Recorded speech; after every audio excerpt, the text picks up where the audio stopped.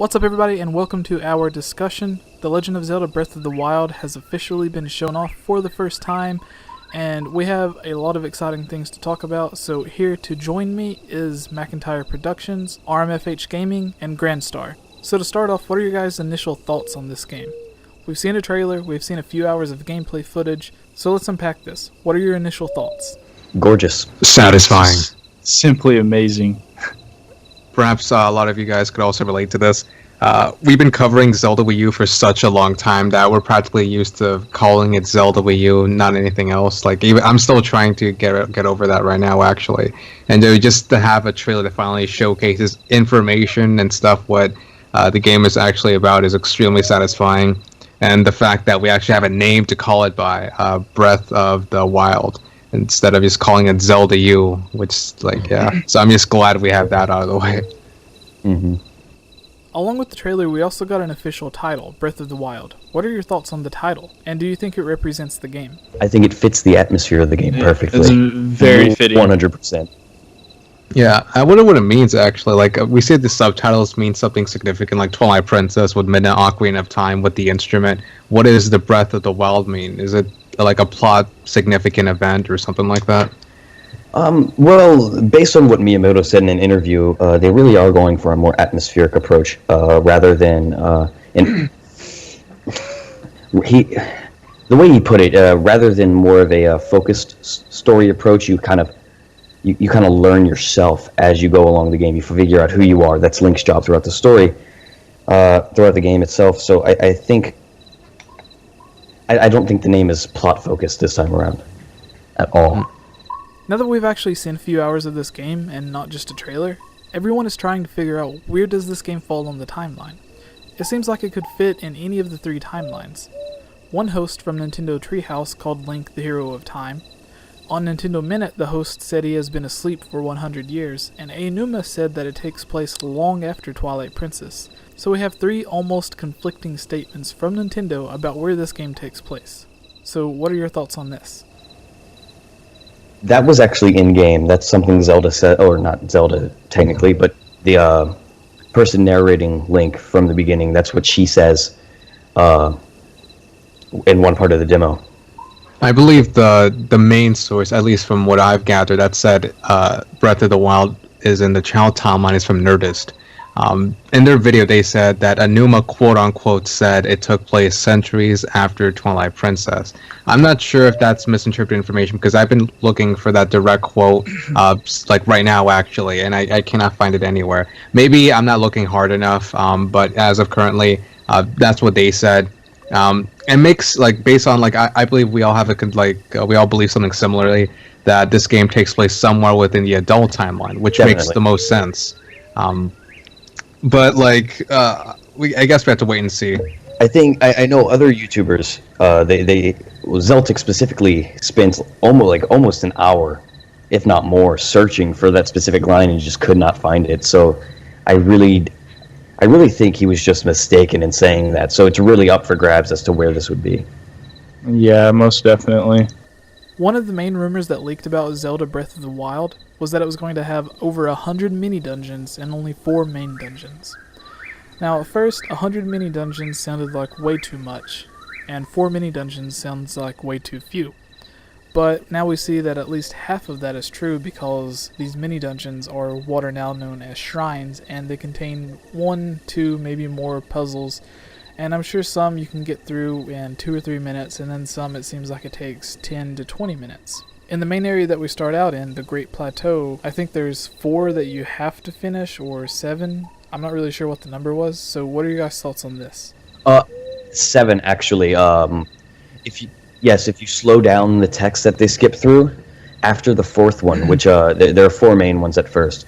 After the 4th one, the old man states that there are 3 more left in that area, or in that region, as long as it's new each time. I believe Miyamoto said in a while that he wants Zelda Wii U, Breath of the Wild, and they get that bad habit away You're with. cutting out there. Yeah. He said that he wanted the game to be very pick up and play approach. Like, you guys pick up and play and smoothly, easily play through it. And I think that's why the reason he went across the mini dungeon approach. That these mini dungeons do not take that long to complete. It takes probably at most like 10 minutes. You could probably get through it like 5 minutes, or even like lower if you're quick enough. So maybe it's like that casual pick up and play approach. Oh, I can finish this mini dungeon and just call it a day, and let me get through with something else. Yeah, they do seem to be. They do seem, at least from what they've shown, they do seem to get a little bit. They get more challenging with each one you do, and a little bit longer at that. Yeah. I think they found a way to fill it up, because that was an issue Alnuma himself had with Twilight Princess, was it was just barren. Yeah, as they've stated in the past, they kind of tried to make the overworld more of a puzzle in a way, and you have to actually go through. So I think that's how they, structured each area throughout Hyrule, is in a way to where it's a puzzle, so it doesn't feel so, open in a way. And I mean, I do see, some of the tree placements are a little weird, but I mean, what are you gonna do? There's so much area that they have to work with here. I think Nintendo or Aonuma and the general Zelda team did it very, very smart, since they spread out different variants of different items throughout the world map. Like, for example, different variants of the bow, like you have the soldier's bow and other variants like that. And I kind of I have this old rusted bow, let me get a soldier's bow and keep upgrading and look for more items. Like, for example, there was a claymore there, and like this big broadsword thing. And so like you just go around and like look for like fire arrows, bomb arrows, and things of that sort. And so I think they really went it smart, different items to go around, which makes me wonder, what are you going to be getting in main dungeons then? Like, if you really have all these items going around. I would actually like to ask a question about that. Nintendo themselves kind of confirmed the rumor that there will be 100 mini dungeons, or as we know now, the Shrines of Trials, and possibly only 4 main dungeons, which, well, back in 2013 were said to be absolutely huge. Quoting Alnuma himself, the average size of a dungeon in The Legend of Zelda for Wii U, we're looking at a size of about the overall size of Hyrule Field from Ocarina of Time. That was said in an interview with him all the way back in 2013. And if there's only 4 main dungeons that huge, are you okay with 100 mini dungeons, or do you find that tedious? Alright guys, so Nintendo said that Breath of the Wild's overworld is at least 12 times larger than the entire map of Twilight Princess. The area that we start out in is called the Great Plateau. It itself is huge. It's probably going to take at least an hour or two just to get from one side of the map all the way over to the other. Even on Epona, going in a straight line, it's going to take hours just to get from one side of the map to the other. And that doesn't even include getting off of Epona, climbing walls, dodging enemies, swimming across lakes, and going around mountains. So do you think there will be any other modes of transportation? Maybe you get an instrument you can use to warp, like an Ocarina of Time or Majora's Mask. Perhaps your Sheikah tablet can transport you. We've seen that boats and other watercrafts are returning, but do you think we'll see the return of the Loft Wings or a new form of transportation? If I can find where Miyamoto said this, he mentioned vehicles. Like, I was in a call with Rick whenever he said this. He mentioned that his development team used different vehicles, and now we've seen rafts. We've seen that rafts would be in the game. So I don't know if there's anything outside of that, but I'd assume so. Yeah, also Cole caught a bit of text that they skipped over very quickly in the live stream that confirms that you'll be able to fast travel between shrine locations and the towers that are unlocked after you complete one of the shrines. So that's also another form of traveling a vast portion of the land. Or so he's been told, at least. And like segueing from that, I think Breath of the Wild kind of did something smart with voice acting. You know, there was a big uproar whether or not Zelda Wii should have voice acting, and it was pretty polarizing in that. I think Nintendo did a very smart choice in keeping voice. There is voice acting, but there's also text, like the whole text bubble thing, and you just combine that together. Like, we hear that one woman's voice who may or may not be Zelda or somebody else. I have no idea. It could be a young Impa. We really don't know. Yeah, it could be anyone at this point. But I do like that approach that they combine voice acting with speech bubbles to kind of give like new stuff along with traditional flows. I think they're going to keep voice acting the main characters only. Aonuma did say that there are going to be multiple characters who had voices, but Link will remain silent. So I think we're going to see Ganon, who has a voice, Zelda, and anyone else they find important to the story. Yeah, definitely. I do agree with you, Macintyre, about the voice acting. They did it in a very almost elegant way, where it's not, like the traditional game out nowadays where it's all voice acted. We got a mix of the in between right there.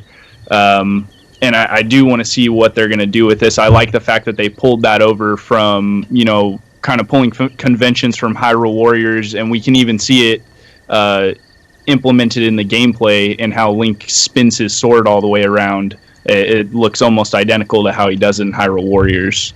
Yeah, they definitely seem to take a lot of inspiration with enemies having HP bars. Mm-hmm. Just a lot of RPG aspects in general. Do you like the change, or do you think it's not Zelda enough? I personally feel like the overworld isn't as...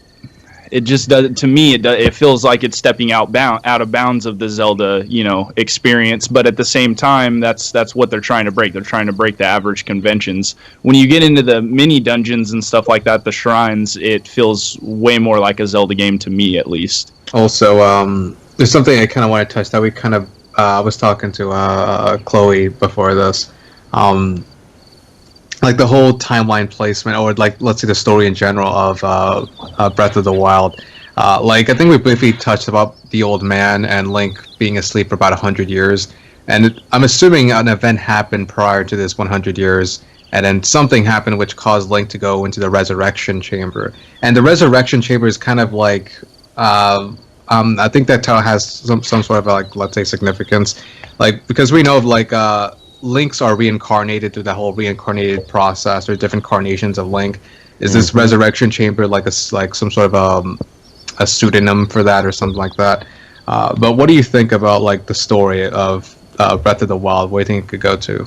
Well, that's what interested me the most, because usually he's revived through the Triforce, but this time he was resurrected directly through the Sheikah and the goddess Hylia, who of which is not one of the three gods of the Triforce. That is a very confusing detail to me, and really, again, questions its own time, where it would be in the timeline. Yeah, definitely. Just the way that they set this all up, it just is really confusing to piece together exactly where, all of that is placed. Yeah.